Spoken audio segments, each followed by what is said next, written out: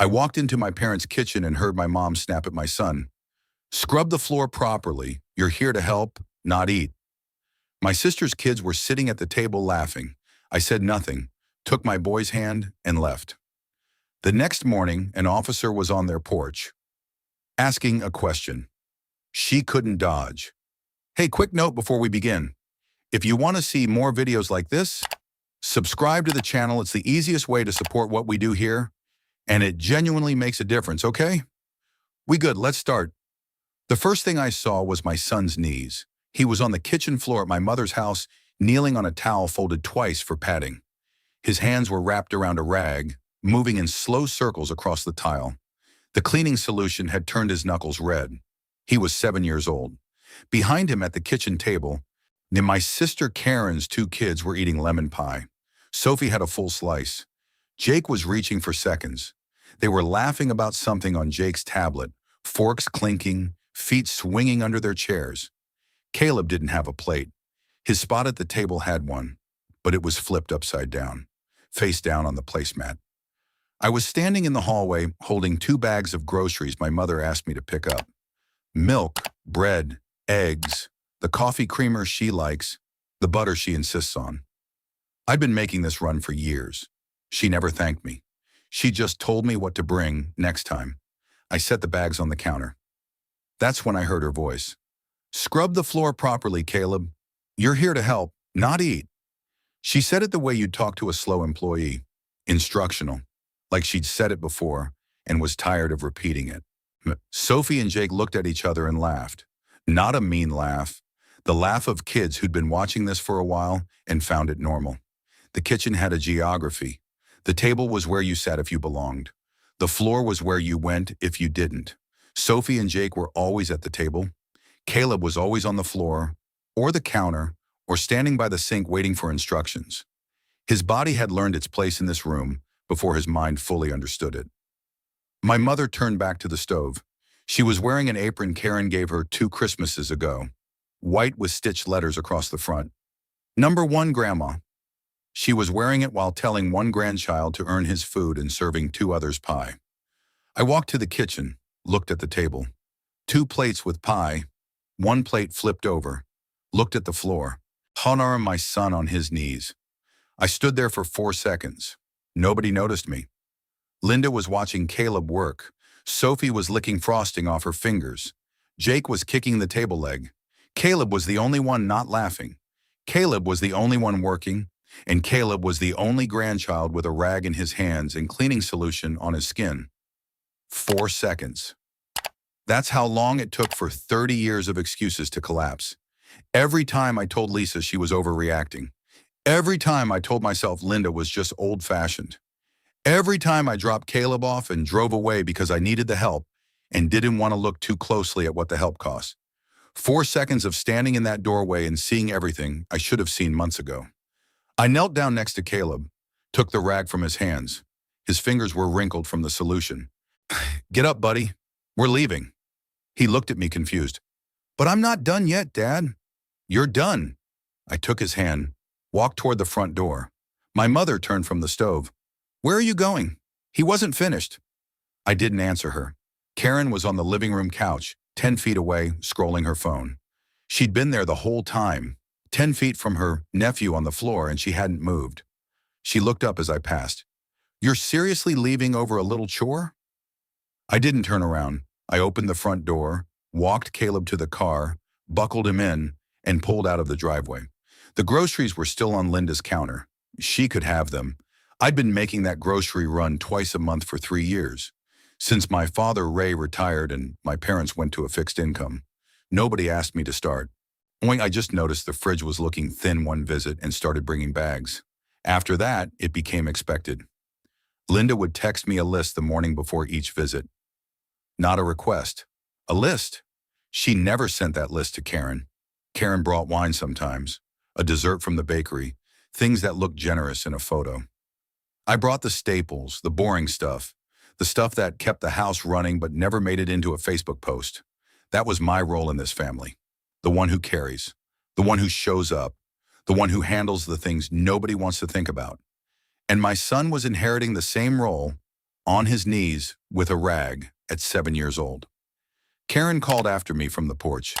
"Derek, come on. You're being dramatic." I kept driving. The ride home was quiet. Caleb was looking out the window, holding his hands in his lap. Not upset, not crying, just sitting the way a kid sits when stillness has become his default. His shoes were scuffed from kneeling on the kitchen floor. There was a damp spot on his right knee where the towel hadn't been thick enough. His shirt smelled faintly of the cleaning solution Linda used, the cheap kind that comes in a yellow bottle and burns your skin if you don't dilute it enough. I wondered if Linda diluted it. I wondered if she cared. I looked at him in the rearview mirror. "Buddy, how long has Grandma been making you clean like that?" He shrugged. "Every time. Every time you go over there." "Yeah, she says I have to help first. Then I can eat if there's food left." "If there's food left. What does Sophie and Jake do while you clean?" "They play or eat." "Grandma doesn't make them clean." "Why not?" "I don't know." He picked at the seam of his jeans. "Grandma says I have to help because I'm different." That word filled the car. I gripped the steering wheel and didn't ask anything else for the rest of the drive.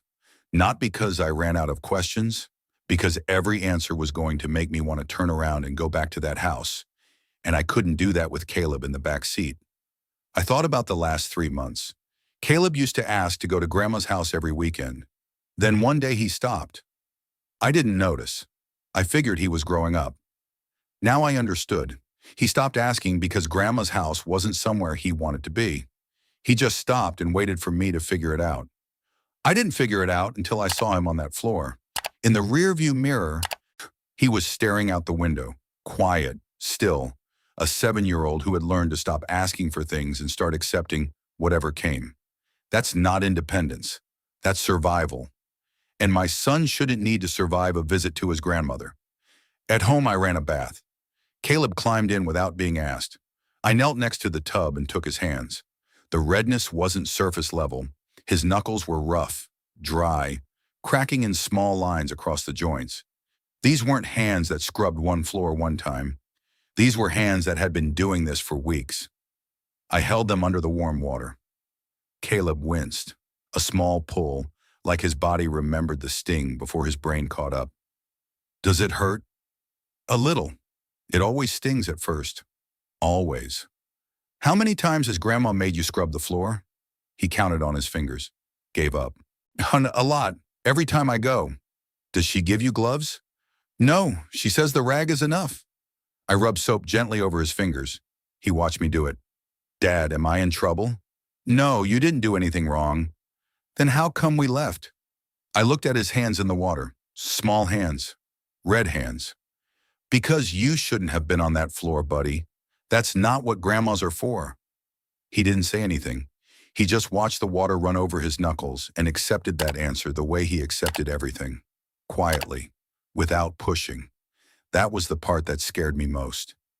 He'd learned not to push. I dried his hands gently, one finger at a time. The roughness felt like sandpaper. The skin around his nails was peeling in thin strips. Every visit to that house, he'd gone down on his knees, scrubbed until Linda said he could stop, come home. I'd have washed his sore hands in this tub and gone to bed. And I never looked closely enough to notice. Sophie's hands were soft. Linda bought her scented lotion. Jake's hands were always sticky from candy. Neither of them had ever held a rag in that kitchen. 3 grandchildren, 1 set of hands that scrubbed, 2 sets that didn't. While Caleb soaked in the tub, humming something from a cartoon, a memory surfaced. I was 9. Same kitchen, same tiles. My mother standing over me with her arms crossed while I scrubbed on my hands and knees. Karen was at the table with homework, a glass of juice, and a plate of cookies. I had a bucket and a rag. The solution burned my fingers. I didn't say anything because Linda didn't like complaints. Complaints meant you started over. "You don't sit down until it's done, Derek." I didn't question it then. Yeah, I thought that was how every house worked. It took years before I realized Karen never held a rag in that kitchen. Karen sat. I worked. I remembered her stepping over the wet spots in her socks while I scrubbed, not looking down. Not because she was cruel, because my labor was part of the scenery. Background noise in a house where one child served and the other was served. 25 years later, Sophie and Jake sat. Caleb worked. The only thing that changed was the name of the kid on the floor. Linda didn't retire the pattern. She waited for the next kid to fit the role, and I handed her one. I put Caleb to bed around 8:30, sat on the edge of his bed and pulled the blanket up. Dad? Yeah? Are we going to Grandma's next weekend? Do you want to? He thought about it. When the way kids do when they're trying to give the right answer instead of the honest one. Not really. How come? I just don't like cleaning there. And Sophie always gets more food than me. And Grandma doesn't talk to me the same way. What do you mean? She calls them sweetie and honey. She calls me boy. Like, boy, come here, boy, take this to the trash. Sweetie for Sophie, honey for Jake, boy for Caleb. Walk me through what happens when you get to Grandma's house. He recited it. Automatic. First I take off my shoes. Then Grandma tells me what to clean. Then I clean it. Then I wash my hands. Then I can eat if there's food left. A routine, memorized, practiced. A 7-year-old following a set of rules that applied only to him. Sophie never had steps. Sophie walked in, sat down, and food appeared. Told Linda's house had a spare bedroom with a wooden plaque on the door that said Sophie's room in painted letters. Linda made the plaque herself.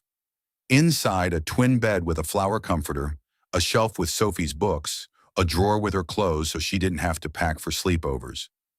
Jake had a sleeping bag and a pillow stored in the closet. They stayed over most weekends. Caleb had never slept at that house. I asked once a year ago if he could stay the night. Linda paused and said, "We're not really set up for 3 kids overnight. 2 bedrooms for 2 grandchildren. Nothing for the third. Not even a pillow in a closet. Has Grandma ever let you eat first? Before cleaning?" He shook his head.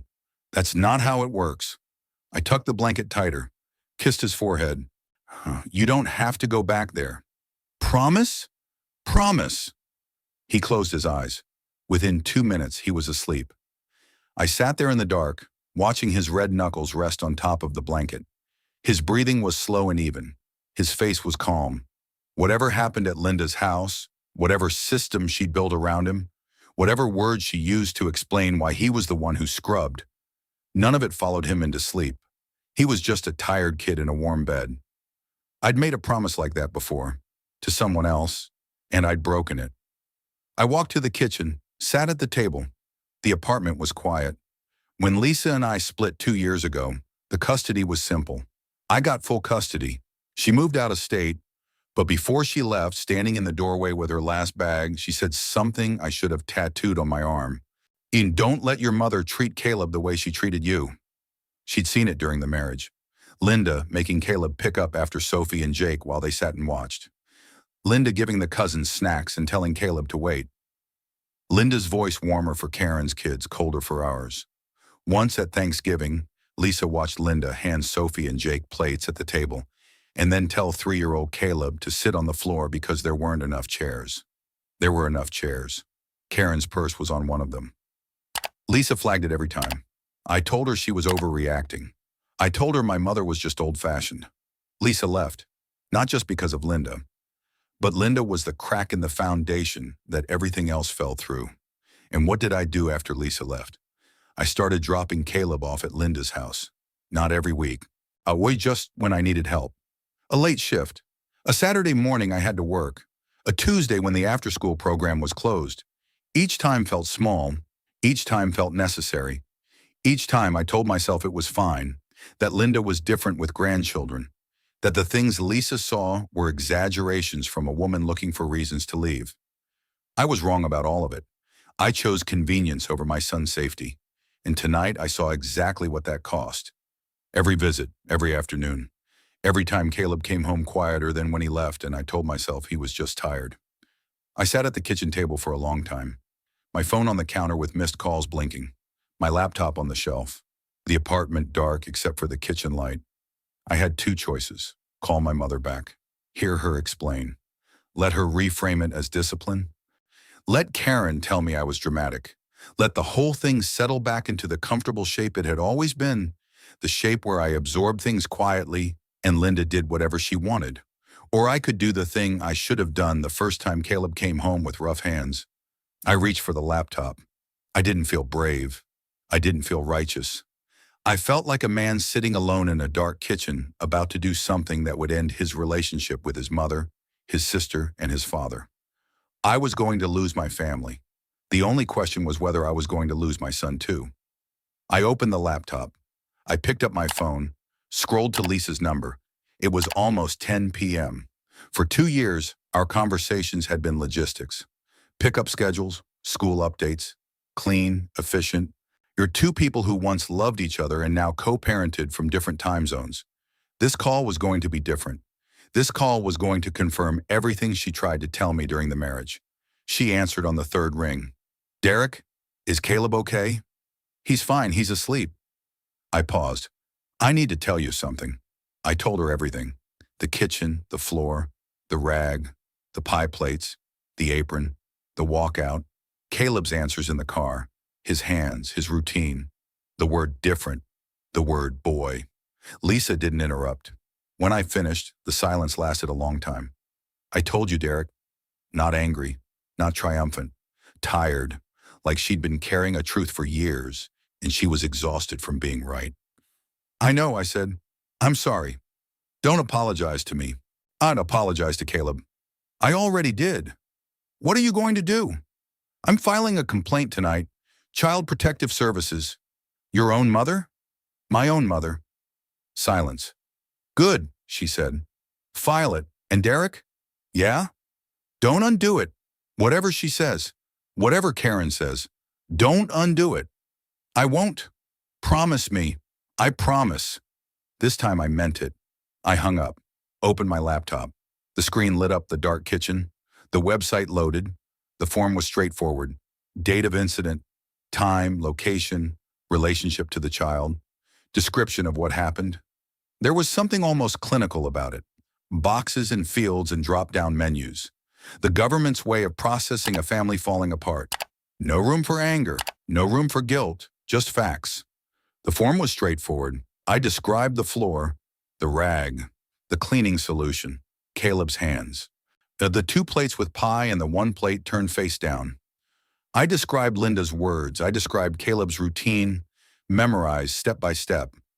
I wrote down the word he used, different. I wrote down what Linda called him, boy. I wrote down that he'd stopped asking to visit 3 months ago, and I hadn't noticed. Each fact was a sentence. Each sentence was a brick. The document would speak for itself, without my anger, without my voice, without me in the room. I attached the photo of Caleb's hands from the bathtub. Red knuckles, cracked skin, 7 years old. The photo didn't need a caption. A child's damaged hands next to a complaint about forced labor at a grandmother's house. The image said everything the words couldn't. At the bottom, one line. "I experienced similar treatment as a child in this household. The same pattern is now being applied to my son." I read the whole thing twice. Hit submit, 11:47 p.m. I closed the laptop. The kitchen went dark. 6 missed calls on my phone. 3 from Linda, 2 from Karen, 1 from my father, Ray. I didn't listen to any of them. I went to Caleb's room, pushed the door open. He was on his side, one arm under the pillow, the other on top of the blanket, knuckles facing up. Red in the hallway light.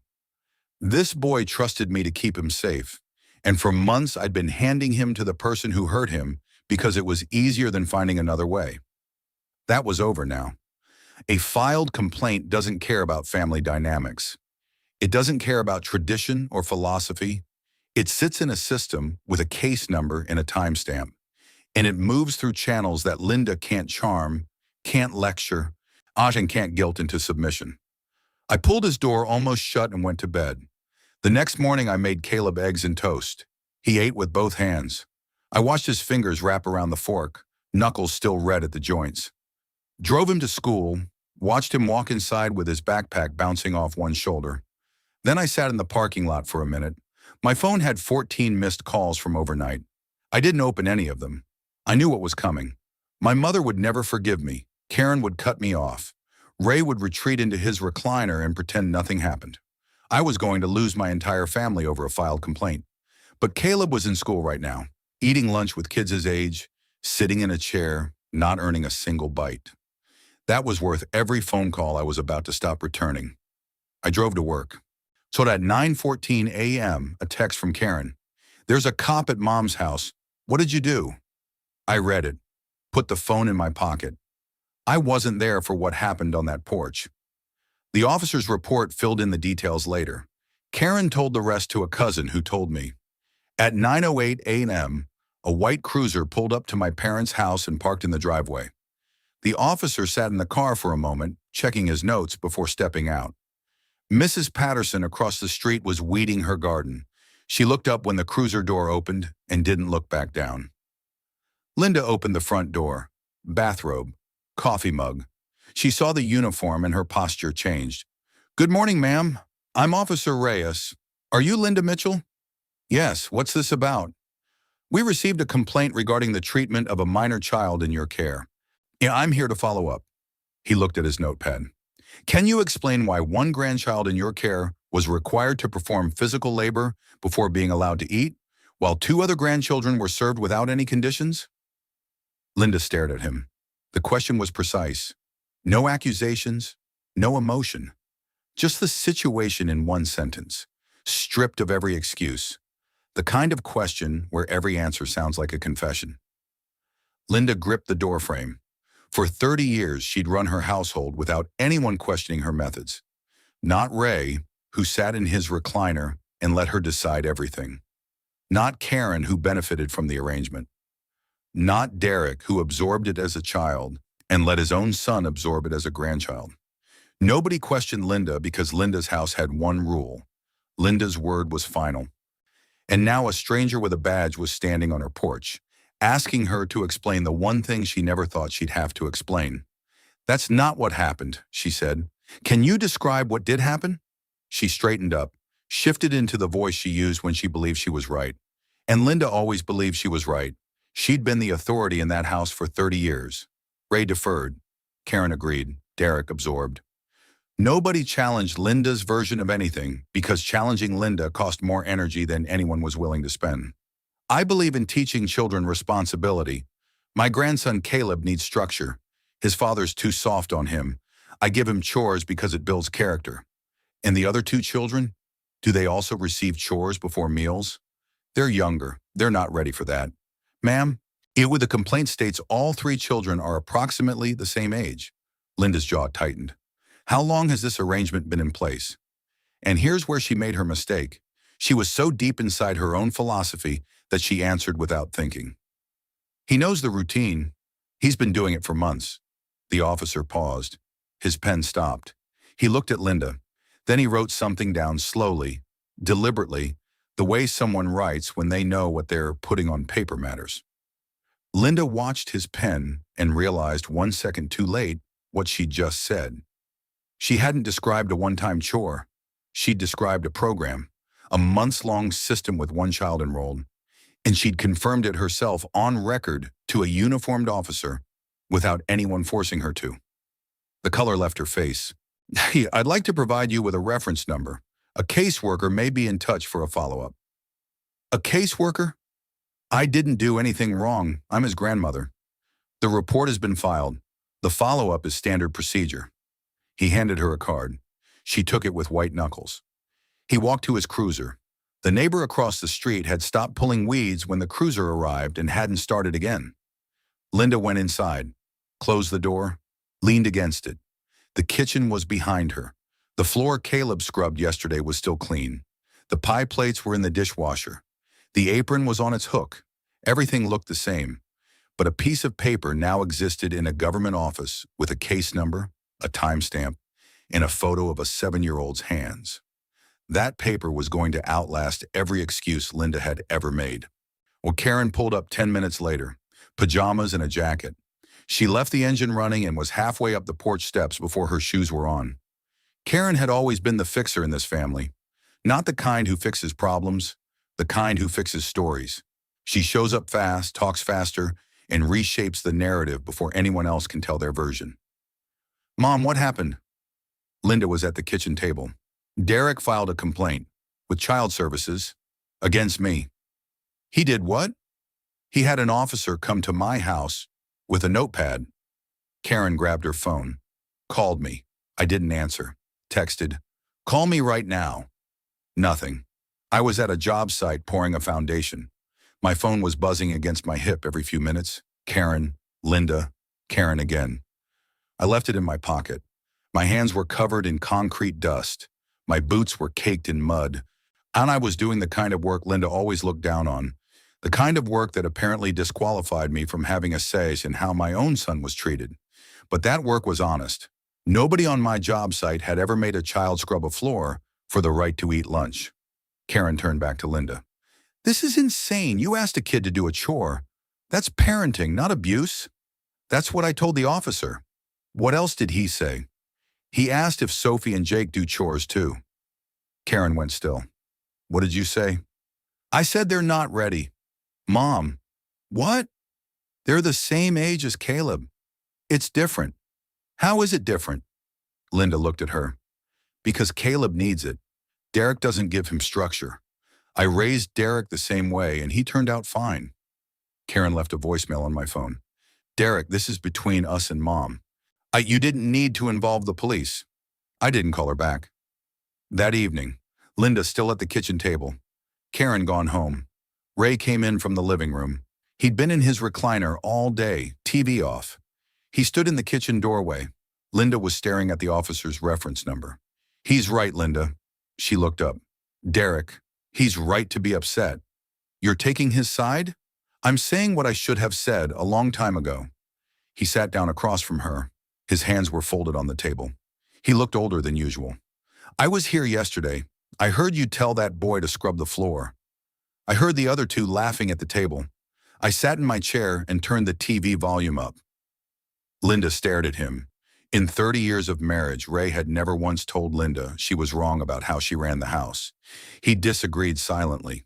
When he'd left the room, he'd turned up the television, but he'd never said it out loud. None of us said anything. That's the problem, Linda. Not just you. All of us. I was teaching him, she said, but her voice was smaller now. Ray got up and walked back to the living room. Linda sat alone, the reference number on the table in front of her, the house quiet in a way that used to feel comfortable and now felt hollow. No grandchildren in the hallway, no laughter from the kitchen table, no scrubbing from the floor.